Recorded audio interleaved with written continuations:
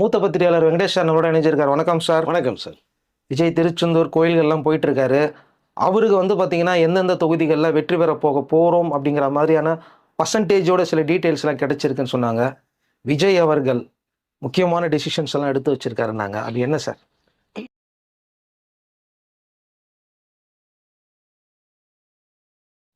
Sir, இப்போ விஜய் அவர்கள் மே 4ஆம் தேதி அன்னைக்கு எப்படி நடந்து கொள்ள வேண்டும், அதாவது அந்த நிர்வாகிகள்லாம் கூப்பிட்டு வச்சு ஒரு அறிவுறுத்தல் ஒரு பண்ண விஷயம் ஒன்று இருக்குது. ரெண்டாவதாக பார்த்தீங்க அப்படின்னம்னா, டிவிகேக்கு சாதகமான நிறைய இடங்களில் நிறைய வாக்கு சதவீதம் அதிகமாக இருக்குது. அது ஒன்று. மூன்றாவதாக பார்த்தீங்கன்னா, மே 4ஆம் தேதிக்கு பிறகு ஒவ்வொரு தொகுதியிலையுமே பார்த்தீங்கன்னா எப்படி இப்படி அவங்களுடைய மூவ்மெண்ட்டை கொண்டு போகணுங்கிறதுக்கு சில விஷயங்கள்லாம் இருக்குது. நான் பேசுகிறேன்னு நினைப்பேன். இப்போ சமீபத்தில் விஜய் அவர்கள் பனையூர்லேயும் பட்டினப்பாக்கத்தில் ஆஃபீஸ்லேயும் ஒரு ரகசிய சந்திப்பு ஒன்று பண்ணார். ரகசிய சந்திப்புனா அந்த அவருடைய நிர்வாகிகள்லாம் கூப்பிட்டு வச்சு எல்லாமே குறிப்பிட்ட ஆட்களை மட்டும் தான் அவருடைய முக்கியமான நிர்வாகிகளை மட்டுமே கூப்பிட்டு வச்சு ஒரு மீட்டிங் பண்ண ஒரு விஷயம் ஒன்று இருக்குது. அதில் முக்கியமாக சொல்ல போனோம்னா நம்ம செங்கோட்டை அவர்கள், ஆதவ் அவர்கள் அண்டு புஷி அவர்களை கலந்துக்கிட்ட ஒரு விஷயம் ஒன்று இருக்குது. ராஜ்மோகன் உட்பட நிறையா விஷயங்களை கருத்துக்களை சொன்னார். அப்போ தான் இவர்களுக்கே மிகப்பெரிய ஒரு ஷாக்காக இருக்குது. செங்கோட்டையன் அவர்களுக்கே விஜய் மேலங்கிலையும் பார்க்குறாரு. ஒரு மூத்த அரசியல் கட்சி தலைவர் என்னென்ன பண்ண முடியுமோ அது எல்லாமே விஜய் சொல்கிறாரு. நான் தான் சொன்னேன், பனையூரில் சும்மா உட்காந்துட்டு அவர் கேரம் போர்டு கில்லி விரலில் அவர் பல ரகசியமான சில பிளான் திட்டங்கள்லாம் போட்டுட்ருக்காருங்கிற விஷயத்தை நான் ஏற்கனவே நிறைய பேசியிருக்கேன். நான் இப்போ எல்லாருடைய சாகியம் பார்த்தோன்னா விஜய்க்கு ஒன்றுமே தெரியாது, அரசியல் தெரியாது, ரசிகர்கள் தொண்டர்களுக்கு தெரியாதுன்னு சொல்ல பேசப்படுற எல்லாருக்குமே மிகப்பெரிய ஒரு ஷாக்கு. நிறைய விஷயங்களை விஜய் ஒன்று ஒன்றா இப்போ சந்திச்சிட்ருக்காரு. தேர்தல் முடிந்த பிறகு அவர் இங்கே இருக்க மாட்டார், எங்கேயாவது வெளியூருக்கு போகிறது மாதிரி இருக்கான்ற ஒரு தகவல் பேசும்போது எங்கேயுமே போல் சென்னையில், பனையூரில், நீலங்கரில், பட்டினப்பாக்கத்தில் மட்டும்தான் சுற்றிக்கிட்டே இருக்கார். நேற்று மட்டும்தான் நீங்கள் சொன்னது மாதிரி திருச்செந்தூர் வரைக்கும் போயிட்டு வந்திருக்காரு.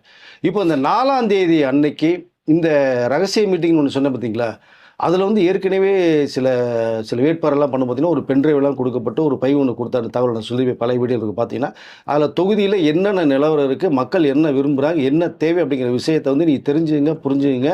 அதன் பிறகு நம்ம தேர்தல் அறிக்கையை நம்ம ரெடி பண்ண முடியும், மக்கள்கிட்ட பேச முடியுங்கிற விஷயத்தை சொன்னார். அதை தான் ஃபாலோ பண்ணியிருக்காங்க. கிட்டத்தட்ட இப்போவும் முக்கியமான சில வேட்பாளர்களை அழைச்சிருக்கார். அதாவது கண்ணுக்கு எதிரில் இந்த வெற்றி முகம்னு தெரியும். அதில் கிட்டத்தட்ட பார்த்தீங்கன்னா இப்போ மெஜாரிட்டியான வருதுக்கான வாய்ப்புகளை மக்கள் நிறைய பேர் திரும்பின பக்கம்லாம் நான் கேட்குற பக்கம்லாம் விஜய்ன்றாங்க. அதெல்லாம் இந்த கணக்கிலே அடங்கும்ல. அதாவது பெரிய மலைப்பாக இருக்குது, நமக்கே மலைப்பாக இருக்குன்னா அரசியல் கட்சியை சேர்ந்த தலைவர்களுக்கு எப்படி இருக்கும் அதாவது அவங்க மக்கள் சொல்கிற அந்த பதிலை கேட்டு அப்படி திணறாங்க. விஜய் அடுத்த கட்டத்துக்கு கொண்டு போகிறதுக்கு ஒவ்வொரு டே பை டே, நிமிஷத்துக்கு நிமிஷம் நிறைய பிளானோட போயிட்டுருக்காரு. இப்போ இந்த நேரத்தில் மே 4ஆம் தேதி அது நிர்வாகிகள் சந்திப்பில் கூப்பிட்டு பேசுனது, 4ஆம் தேதி பிறகு எப்படி செயல் பண்ணுங்கிற விஷயத்தில் எல்லாம் கலந்து ஆலோசனை பண்ணும்போது குங்குமண்டலத்தை பூராமே செங்கோட்டையன் பார்வையில் விட்டுட்டார்.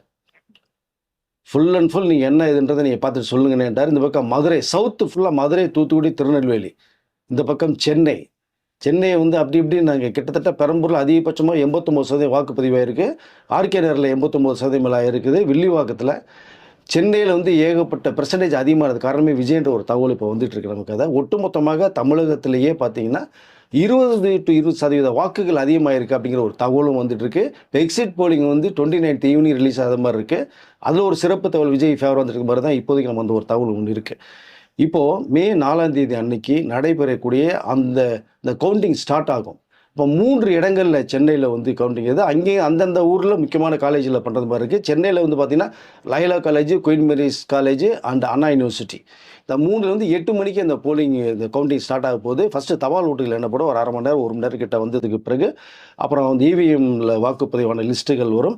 அப்போது ஒவ்வொரு பூத்துலேயும் கிட்டத்தட்ட 75,000க்கு மேற்பட்ட பூத்துகளில் நிர்வாகிகளை எல்லாம் நியமித்து அப்போ அவர்களிடம் ஃபார்ம் 17C அப்படிங்கிற ஒரு ஃபார்ம் தேர்தல் அதிகாரிகள் கொடுக்கப்பட்ட ஒரு விஷயம் ஒன்று இருக்குது.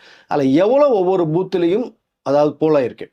இப்போ 850 இருக்குது அப்படின்னா 850 பண்ணியிருக்குன்ற லிஸ்ட்டை கொடுத்து லிஸ்ட்டை வச்சு பத்திரமா கவுண்டிங் வரும்போது அவர்கள் எல்லாமே உள்ளே போவாங்க.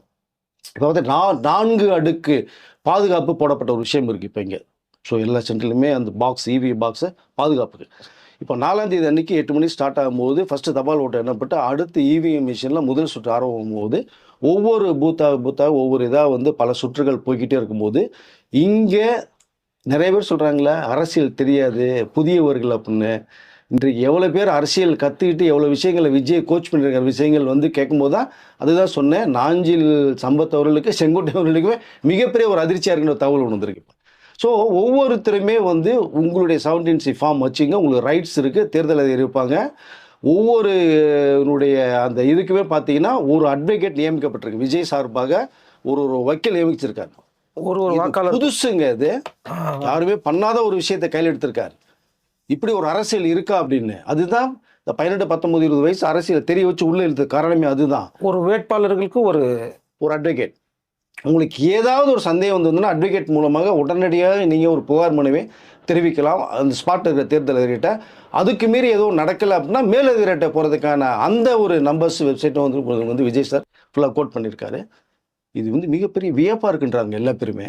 ஸோ அந்த ஒவ்வொரு இதுலேயுமே வந்து 850 ஓட்டு இருக்குன்னா நீங்கள் 750 வந்தாலும் கேள்வி கேட்கணும், 950 போனாலும் கேள்வி கேட்கணும். எங்களுக்கு வேண்டியது 850 வந்திருக்காங்க. உங்களுக்கு லீடிங்கில் போகிறது மாதிரி சில நேரங்களில் வரும்போது மற்ற கட்சிகள்லாம் வந்து அங்கே அதை ரீகவுண்டிங் வேணும்னு சொல்லி சில பிரச்சனைகள் கிளம்புறது வாய்ப்புகள் இருக்கும். எதையும் பேக் அடிச்சிடாதீங்க, பண்ணிடாதீங்க, நீங்கள் போல்டாக நில்லுங்க, உங்களுடைய சிஸ்டத்தில் நீங்கள் வந்து தெளிவாக நில்லுங்கிற விஷயத்த சொல்லியிருக்காரு. மேற்படி உங்களுக்கு ஏதாவது தேவைன்னா டக்குன்னு அட்வொகேட் மூலமாக சொல்லுங்கள், அங்கே புகார் மனு கொடுங்க, மேலிடத்துக்கு நம்ம போகலாம் அப்படிங்கிற தகவல் சொல்லப்பட்டு மே 4ஆம் தேதி கழுகு பார்வையோட கண்கொத்தி மாதிரி தெளிவாக இருங்க.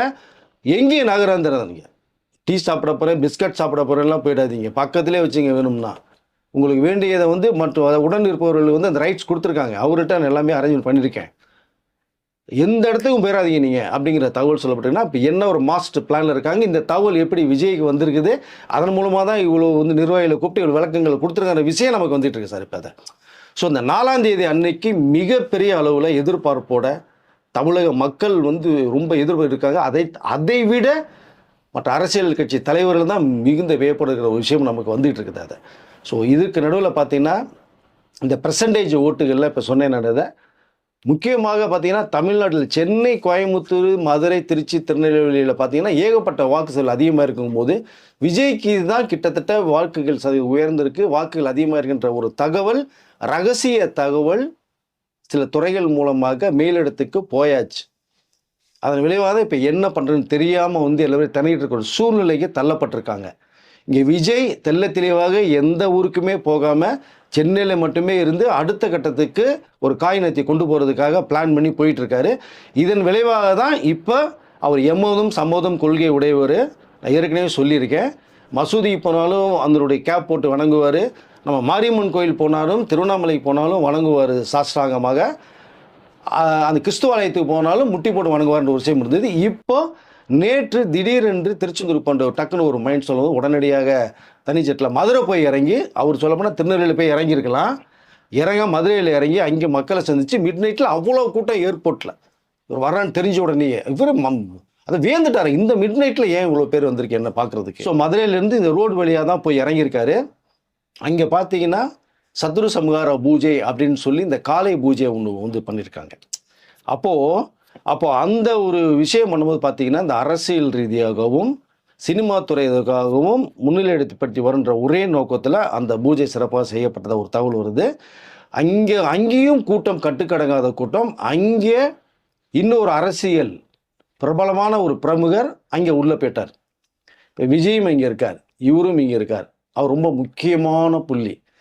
அப்போது டக்குன்னு இன்னொரு பாடியை பார்த்தோன்னா இன்னும் இப்போவே வந்து மே 4 ரிசல்ட் ஒரு கண்ணுக்கு தெரியுதா. அவருடைய பார்வை வந்து இங்கே திருச்செந்தூர் கோயிலுக்கு விஜய் பண்ணார். ஓகே, இவர் எதுக்கு அவரு போக கரெக்டாக உள்ளே போகிறாரு. அப்போது ஏதோ ஒரு ரகசிய பேச்சுவார்த்தைகள் போதா அப்படிங்கிற அளவுக்கு இந்த பக்கம் ஒரு பக்கம் பேச ஆரம்பிச்சிட்டாங்க. இது ஏற்கனவே 2 நாளைக்கு முன்னாடியே வந்து இந்த தூது புறாக்கள் வந்து பறக்க ஆரம்பிச்சிச்சு நினைக்கிறேன் நான். இதை நான் பனையூரே இப்போ ரொம்ப களை கட்டி இருக்குது. பட்டினப்பாக்கம் நீலங்கரை வீட்டில் ரொம்ப சந்தோஷமாக இருக்க ஒரு தகவல்லாம் வருது. இதற்கிடையில் தான் திருச்செந்தூருடைய மக்களும் அங்கே அவர் தரப்பட்ட முதல் மரியாதை கும்ப மரியாதை கொடுத்துருக்காங்க. சால்வை போத்தி விட்டு அந்த மரியாதையோடு கூட்டு வந்தது. பட் அங்கே சிறப்பாக பூஜையை முடிச்சுட்டு அங்கேருந்து நேராக புறப்பட்டு உடனடியாக அதே பட்டு வேட்டி பட்டு சட்டிலே சென்னை வந்து இறங்கின ஒரு சம்பவம் இருக்குது தானே. இப்போ நாளைக்கு காலையில் வந்து பூனாவில் இருக்கிற ஷிரடி சாய்பாபா கோயிலுக்கும் அவர் போகிறதா ஒரு தகவல் வந்துருச்சு. தனி ஜெட் மூலமாக போய் இறங்கி அங்கே ஒரு தரிசனம் பண்ண போகிறார். இப்போ இந்த வெற்றி முகம் இப்போ தெரிஞ்சதுன்னா அதுக்கப்புறம் நேரம் இருக்காதுன்னு நினைக்கிறேன். இப்போவே போய் சாமி தரிசனம் பண்ணது போகிறான்னு நினைக்கிறேன். ஏன்னா ஏற்கனவே இங்கே சென்னை கொரட்டூர் பகுதியில் அவருடைய இடத்துல ஒரு பாபா கோயில் கட்டின ஒரு சம்பவம் இருக்குது, கோயில் இன்னமும் இருக்குது. பட் இப்படி நிறையா கோயில் குளங்களுக்கு போகிறதுக்கு என்னென்ன காரணம்னா எல்லா மக்களும் என்னுடைய உறவுகள், என்னுடைய மக்கள், என்னுடைய ரத்தங்கள் அப்படிங்கிற மாதிரி தான் அவர் வந்து சொன்ன விஷயங்கள் இந்த சொல்லி நான் விரும்புகிறேன் நான் இதை. ஸோ இப்போ மே 4ஆம் தேதி என்னென்ன மாதிரி மாற்றங்கள் வரப்போகுது, என்னென்ன மாதிரி நடந்து கொள்ள வேண்டும் அப்படிங்கிற விஷயத்தை வந்து தெள்ள தெளிவாக நிர்வாகிகளை கூப்பிட்டு பேசின விஷயம், முக்கியமான நிர்வாகிகளை, அதுவும் குறிப்பாக ஒரு 40-50 வேட்பாளர்களை 50,000க்கு மேற்பட்ட வரக்கூடிய வாக்குகள் வந்து இந்த இடத்துல வருங்கிற ஒரு தகவல் வந்துருச்சு. நேற்று ஒரு வீடியோவில் கூட நான் கேட்டேன், வெளிநாட்டிலேருந்து வந்து எடுக்கப்பட்ட அந்த ஒரு சர்வேல எவ்வளோங்கிற ஒரு விஷயத்த பார்க்கப்பட்டது. அதன் விளைவாக தான் இன்றைக்கி கூப்பிட்டான்ற ஒரு விஷயமும் நமக்கு வந்திருக்கு சார். நேஷனல் மீடியா இங்கே வந்திருந்தாங்க, தமிழ்நாடு எலெக்ஷன் எல்லாத்தையும் பார்த்தாங்க. ஆனால் நேற்று நேஷனல் மீடியா வந்து கொஸ்டின் எழுப்புறாங்க, விஜய்க்கு ஓட்டு இல்லைன்னு சொல்லிட்டு ஏன் இங்கே தொடர்ந்து பேசிக்கிட்டு இருக்காங்க, மறைக்கப்படுது அப்படின்னு கேள்வி அவங்க எழுப்பியிருக்காங்க. சார் ஏற்கனவே நான் சொல்லியிருக்கேன், நேஷனல் மீடியா வந்து விஜய்க்கு ஆதரவாக நிறைய விஷயங்கள் பேசியிருக்காங்க. தமிழ்நாட்டு அரசியலை பற்றி அங்கே உட்காந்து பேசிகிட்டு இருக்காங்க. மிகப்பெரிய ஒரு வரவேற்பு விஜய் வருகையினால் வந்து தமிழகமே மாறி போயிருக்கு, அந்த கிழமையே மாறுங்கிற விஷயத்தை அவங்க சொன்ன விஷயங்கள் இருக்குது. பட் அவர் ரொம்ப ஆதங்கத்தை வெளிப்படுத்தியிருக்காங்க. இந்த கருத்து கணிப்புன்ற பேரில் வந்து நிறைய விஷயங்கள் மறைக்கப்பட்டு விஜய் வரமாட்டார், ஓட்டு கிடைக்காது, ஓட்டு உழாது, இந்த கூட்டமெல்லாம் ஓட்டாக மாறாதுங்கிற விஷயம் வந்து மக்கள் மனசில் வந்து திணிச்சிக்கிட்டே இருக்காங்க. இந்த தகவல் நிறைய விஷயங்கள் மக்கள் மத்தியில் பரவும்போது ஏன் நல்ல விஷயங்களை இவ்வளோ ஆதரவுங்கிற விஷயத்தை ஏன் வந்து தவிர்க்கப்படுது விஜய்க்கு அப்படிங்கிற விஷயத்தை வந்து அவர்கள் வந்து இப்போது நேஷனல் மீடியாவில் வந்து கேள்விகள் கேட்க ஆரம்பிச்சிருக்காங்க. இதை நம்ம எப்படி பார்ப்பது? இதை அதனால் ஓகே, விமர்சனங்கள் வந்து சிலதை வரதான் செய்யும், நம்ம ஏற்கனவே சொல்லியிருக்கோம். அது சில குறிப்பிட்ட நபர்கள் வரும்போது இந்த மாதிரிலாம் வரதான் செய்யும், அது தவிர்க்க முடியாது. அதையும் தாண்டி கடந்து தான் விஜய் போயிருக்காரு. பெண்களுடைய ஆதரவு அதிகமாக இருக்குது, பெண்களுடைய வாக்குகள் இங்கே ஏகப்பட்டது பதிவாக இருக்குது, லட்சக்கணக்கான வாக்குகள் பதிவாகின்ற தகவல் தான் நமக்கு வந்திருக்காது. ஏன்னா பெண்கள் மனசில் வந்து விஜய் வீட்டுக்கு வீடு விஜய் இருக்கான்னு சொன்னது விளைவாக ஒரு ஓட்டு இருக்குன்னு சொன்னாங்க, கிடையாது. இப்போ 50, 60, 70 வயசு உள்ளவங்களாம் விஜய்க்கு ஓட்டு போட்டேன்னு சொல்ல தகவல் நம்மக்கிட்ட வந்துட்டு இருக்கு. கடந்த வீடியோவில் கமெண்ட் செக்ஷனில் பாருங்கள், கிட்டத்தட்ட 1.2K மேலே போன அத்தனை கமெண்ட்ஸ் நீங்கள் பார்த்தீங்கன்னா ஒவ்வொரு வீட்லேயுமே 5 ஓட்டு, 6 ஓட்டு, 10 ஓட்டுன்ற தகவல் தான் நமக்கு வந்திருக்கு. நம்ம விசாரித்தவங்களையும் அதுதான் வந்திருக்காது. ஸோ பெரிய ஒரு மாற்றம் மே 4 நடக்க போன்ற ஒரு சம்பவம் ஒன்று வந்து உருவாகிட்டு இருக்கு, பேச்சுவார்த்தைகள் போய்கிட்டு இருக்கு. விஜயும் ரொம்ப மகிழ்ச்சிகரமாக இருக்கிறதா தகவல் வருது. கிட்டத்தட்ட 75,000க்கு மேற்பட்ட பூத்துகளில் ஒவ்வொரு பூத்துக்குமே ஒரு 200 ஓட்டு கிடைச்சாலே போதும், நமக்கு கிட்டத்தட்ட 35% மேலே % வாக்குகள் வரும், 1.25 கோடிக்கு மேலே வந்து வாக்குகள் நமக்கு வருங்கிற ஒரு சிறப்பு தகவல் வந்திருக்காது. ஸோ கிட்டத்தட்ட ஒரு பூத்துக்கு வந்து ஒரு 1100, 1200 ஓட்டுகள் இருக்குது அப்படின்னாலே 200-250 ஓட்டு வந்தாலே நமக்கு போதுங்கிற ஒரு தகவல் தான் மிகப்பெரிய பேசப்பட்டு இருக்கு சார் இதை. ஸோ இவ்வளோ வாக்குகள், இவ்வளோ பெர்சன்டேஜுகள் உயர்ந்தது காரணம் விஜய்ங்கிற தகவல் வர்றதுனால தான் இன்றைக்கு அவர் ரொம்ப ஹாப்பியாக கோயில்களில் சுற்றிட்டு இருக்கார். சார் விஜய் வந்து வாக்கு எண்ணி பிறகு முடிஞ்சிடும்ல, வாக்கு எண்ணிக்கையில் முடிஞ்ச பிறகு விஜய் எதுவுமே செய்ய மாட்டார், திரும்பவும் அவர் வந்து பனையூருக்கே போயிடுவார், மக்களை சந்திக்க மாட்டார் சொல்கிறாங்களே சார். ஆனால் இப்போ வரக்கூடிய தகவல் வேறு மாதிரி இருக்கு சார். எங்கே போனார் அவர்? பனையூர் வீட்டுக்கு போக வேணாமா, தங்க வேணாமா, ஆஃபீஸ் போய் பார்க்க வேணாமா? அதுதான் அவர் பனையூருக்கு ஆஃபீஸுக்கு போகிறாரு, பட்டியல்பாக் ஆஃபீஸ் வர்றாரு, நீலாங்கரை வீட்டுக்கு போய் தங்குறாருங்க. பட்டு தேர்தலுக்கு பிறகு தாங்க அவருடைய வேகமே ஸ்பீடு இன்னும் அதிகமாக இருந்திருக்குங்க. சூடு பறக்குது. நீங்கள் நைட்டு மதுரையில் போய் இறங்கி அங்கேருந்து ரோட்டில் வந்து திருச்செந்தூர் போவாரான்னு சாதாரணமாக நீங்கள் பார்த்தீங்கன்னா, இன்றைக்கி அந்த பிரகாசம் தெரிஞ்சிருக்கு அவருடைய முகத்தில், மக்களுடைய ஆதரவு தெரிஞ்சிருக்கு, % அதிகமாக போயிருக்கு. அவருடைய ஆட்களை வச்சு நீங்கள் பேசினதான் சர்வே வந்தது மூலமாக தான் இவ்வளோ தூரம் வெற்றி முகம் தெரிங்கிற ஒரு பார்வை வந்திருக்கு. இனிமேல் என்னுடைய பயணம் வாழ்க்கை முழுவதுமே அரசியல் பயணம் தான், மக்கள் சந்திப்பு தான். மே 4க்கு பிறகு இந்த ரிசல்ட்டுக்கு பிறகு என்னுடைய வேகம் அதிகரிக்கும், நீங்களும் அப்படி தான் செயல்படணும் அப்படிங்கிற வேகத்தை ஸ்ட்ரிக்டாக ஆர்டர் போட்டிருக்கதா ஒரு தகவல் வருது சார். அந்த கொங்கு மண்டலமும் டெல்டா மண்டலம் தான் சார் தமிழோட அரசியல் வரலாற்றை திருப்பி போடுற மண்டலங்கள். அது 2 இதுலையுமே விஜய்க்கு செல்வாருக்குன்ற ஒரு தகவல் வந்திருக்கு. இப்போ சிறப்பாக என்ன இன்னும் சொல்லியிருக்காரு அப்படின்னா, தேர்தல் அதாவது எலெக்ஷன் முடிந்த பிறகு அவருடைய வேகம் அதிகமாக இருக்குது. இப்போ நிறைய பேர் கூப்பிட்ட விஷயங்கள் பேசுகிறேன், முக்கியமான வேட்பாளர் வெற்றி முகம் வேட்பாளர்களை கூப்பிட்ட விஷயத்தை பேசுனது சொல்லியிருக்கேன். இப்போது மே 4ஆம் தேதி ரிசல்ட் வந்ததுக்கு பிறகு அடுத்த கட்டத்துக்கு எவ்வளோ ஸ்பீடு நீங்கள் போகணுங்கிறத இங்கே ஆணித்தரமாக சொல்லியிருக்காரு. ஒவ்வொரு தொகுதிக்கும் நீங்கள் எப்படி நீங்கள் வாக்குகள் கேட்க போனீங்களோ அதே மாதிரி ரிசல்ட் வந்ததுக்கு பிறகு நீங்கள் அசால்ட்டாக இருந்துடாமல் ஒவ்வொரு தொகுதிக்கும் ஒவ்வொரு வீட்டுக்கும் போய் நீங்கள் என்ன நிலவரம், என்ன நாங்கள் சொன்னதை செய்கிறோம், இனி என்ன தேவை, என்ன போகுதுன்ற அவளுடைய அந்த நிலவரங்களையும் அவனுடைய வாழ்வாதாரத்தையும் எனக்கு குறிப்பிட்டு நோட்டீஸ் எடுத்து என்னுடைய பார்வையை கொண்டு வரணும். வாரத்துக்கு ஒரு முறை ஒரு தெரியாத போகணும், மாதத்துக்கு 2 முறை கண்டிப்பாக போயாகணுங்கிற விஷயத்தை செங்கோட்டையன் அவர்கள் முன்னில் அவர்கிட்டயே இந்த பொறுப்பை கொடுத்துருக்கார். கொங்கு மண்டலம் பூரா உங்கள் இன்சார்ஜ் சார்ன்றிருக்காரு. தமிழ்நாடு பூராமே நீங்கள் ஒரு பார்வை பார்க்கணும், முக்கியமாக கொங்கு மண்டலம். 2வது இந்த டெல்டா மாவட்டம், இந்த பக்கம் மதுரை, தூத்துக்குடி, திருநெல்வேலி, டோட்டலாக சென்னை உட்பட இவரே மாதத்துக்கு ஒரு தடவை நான் போகிறேங்கிறாரு. பெரம்பூருக்கு மாதத்துக்கு ஒரு தடவை போகிறேன்றாரு. 2 மாதம் 3 மாதத்துக்கு ஒரு தடவை முக்கியமான தொகுதியில் விஜயை போகிறதா ஒரு தகவல் சொல்லி நானும் வருவேன். அதனால் நம்மளுடைய பணி 4ஆம் தேதி என்ன ரிசல்ட் மக்கள் கொடுத்தாலுமே அதுக்கு அடுத்து எவ்வளோ ஸ்பீடு போகணுமோ நம்மளுடைய களப்பணியை மேற்கொள்ளணும் அப்படின்ற ஒரு தகவல் வந்து காரசாரமாக ரொம்ப ஆக்ரோஷமாக ஸ்ட்ரிக்டாக பேசப்பட்ட ஒரு தகவல் நமக்கு வருது. அப்போ அவருடைய ஸ்பீடு எந்த அளவுக்கு இருக்குங்கிறதா புரிஞ்சுக்கொள்ள முடியுது. திரும்ப ஒரு குறிப்பாக ஒரு விஷயத்தை சொல்லிக்கிறேன். 4ஆம் தேதி ரிசல்ட்டுக்கு பிறகு வெளிநாட்டுக்கு போகிறாரு அப்படின்ற ஒரு தகவல்லாம் சொல்லப்படுது. எங்கேயும் போகல அவர், எங்கேயும் போக விரும்பல அவர், இங்கே தான் இருக்க போகிறாரு. இப்போவே இங்கே இருக்கிற, அதுக்கப்புறம் எங்கே போகிறார். ஸோ அவர் எங்கேயும் போகல, என்னுடைய பணி தமிழ்நாட்டு பணி மட்டுமே இருந்தான்ற ஒரு விஷயத்தை ஆணித்தரமாக சொல்லப்பட்ட ஒரு விஷயம் நமக்கு வந்திருக்கு சார். விஜய் எப்படியாவது டிஸ்குவாலிஃபை பண்ணிடணும்னு சொல்லிட்டு கேஸெல்லாம் வேற போட்டுட்டு இருந்தாங்க. அது ஏங்க போட்டுட்டு தானே இருக்காங்க. அவர்கள் பேசாததா எங்கிட்டாவது ஒரு பக்கம் அடிக்கணும்னு பார்க்குறாங்க. எந்த பக்கமே ஒரு சின்ன சந்து பந்து கூட கேப் கிடைக்கல. இப்போ 2 இடத்துல என்னன்னா, ஒரு இடத்துல ஜெயிச்சா இன்னொரு இடத்துல வந்து திரும்பி பை எலெக்ஷன் வரும். அப்போ அதுக்கு செலவுகள்லாம் இவர் தான் பண்ணணும். அது மாதிரி அவர் காரணம் விஜய் தான் எதுக்கு நிற்கிற 2 இடத்துல ஒன்று என்னன்னு சொல்லி அவரை வந்து மனுவை போட்டு அடிக்கிற நோக்கம் வரும்போது இங்கே வந்து உயர்நீதிமன்றம் ஒரு தீர்ப்பு கொடுத்துருக்காங்க.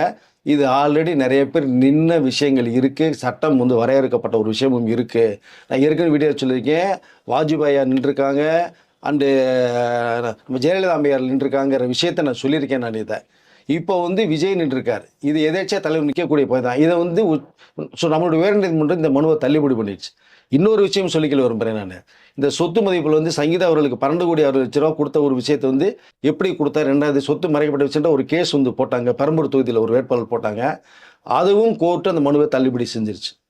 ஸோ இப்போ எதுவுமே இல்லை, வாக்குகள் வந்தால் கூட இந்த கேஸை வச்சு எப்படியாவது அடிச்சிருவோம், அந்த வெற்றி முகத்தை தடுத்துருவோன்னு முயற்சி பண்ணாங்க. அது உயர்நீதிமன்றம் வந்து இடமே கொடுக்கல. 2 மனுக்களுமே தள்ளுபடி பண்ணிட்டாங்க, பல உதாரணங்களை சொல்லி. ஸோ அதனால் எந்த வகையில் விஜய் அதை இப்படியாவது அவருடைய அந்த வெற்றி தடுக்கணுங்கிற முயற்சிகள் வரிசையாக தோல்விகள் மட்டுமே சந்திச்சுட்டு இருக்காங்க மற்றவர்கள். Okay sir. மே 4ஆம் தேதி மக்கள் வந்து எங்களுடைய நாங்கள் விரும்புகிற விஜய்க்கு ஒரு வெற்றி கனியை, வெற்றி கோப்பையை தருவோம்னு அவர் சொல்லியிருக்காங்க. அந்த நம்பிக்கையில் விஜயுடைய பயணம் போய்கிட்டு இருக்கு.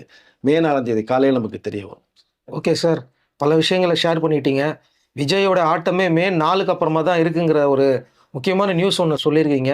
மே 4க்கு பிறகு விஜய் இருக்கிற எல்லா தொகுதிகளும், பல தொகுதிகளுக்கு வந்து எல்லாரும் போக போகிறாங்க, மக்களை சந்திக்க போகிறாங்க, அவங்க பிரச்சனைகளை பற்றிலாம் கேட்டு தெரிஞ்சுக்க போகிறாங்கன்னு. ஸோ இனிமேல் தினம் தினம் வந்து விஜயோடைய நடவடிக்கை என்னங்கிறது கணிக்க முடியலங்கிற மாதிரி தான் இருக்குது. கண்டிப்பாக பல பாசிட்டிவான தகவல்கள் வந்துகிட்டு இருக்குன்னு சொன்னீங்க. அடுத்த வீடியோவில் மீண்டும் தொடரலாம் சார். நன்றி சார். நன்றி சார்.